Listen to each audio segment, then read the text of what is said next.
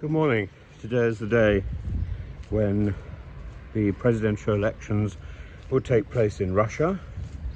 Russia will vote in an election which is already a foregone conclusion for President Putin. The only questions really are whether or not Mr. Navalny's voice will be heeded from beyond the grave, and how many people will vote late, will go out to vote after midday to show their allegiance with Alexei Navalny, who was assassinated a week ago or so.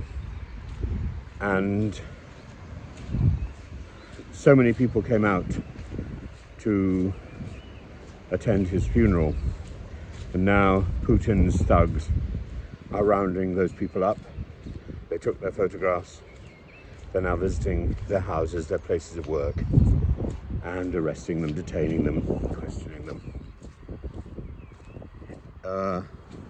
As I say, it's a foregone conclusion that Putin will win. Whether or not it's really Putin is another matter. People say that I'm entertaining a conspiracy theory here. I may be. I don't think it really matters whether Putin is alive or dead. He abandoned humanity a long time ago. There are a number of interesting reports. I did a video about this a few days ago, and someone says, where's your evidence? I don't think we're ever going to get any serious evidence, but there's been time since October last year for an actor to rehearse, to learn the lines, to become the man Putin, the demon Putin. I've been teaching and looking at the play Macbeth, and the parallels are striking. This is not about a man who accidentally fell into evil. This is somebody who embraced it and who has become it, who is now defined by evil. It doesn't matter whether he's dead or alive. His soul is marked. He has embraced the dark side, and he doesn't seem to care who gets hurt at the moment. Grant Shapps is worried, or rather not worried. He's saying, don't pay any attention to the nuclear threats of the bully Putin.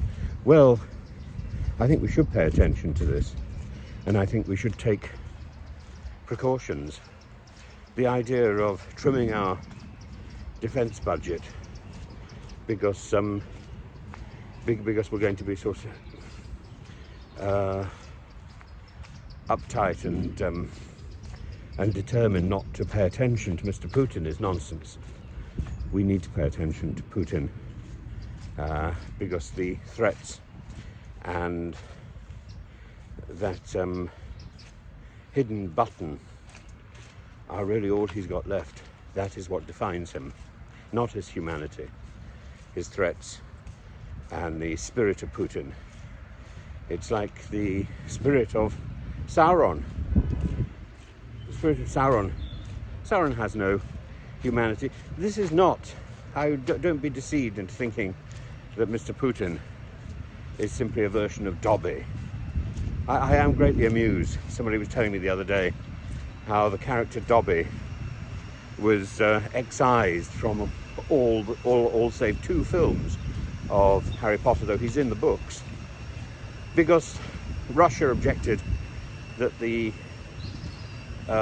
manifestation, the character, the wonderful little creation looked like Mr. Putin. Well, of course it did.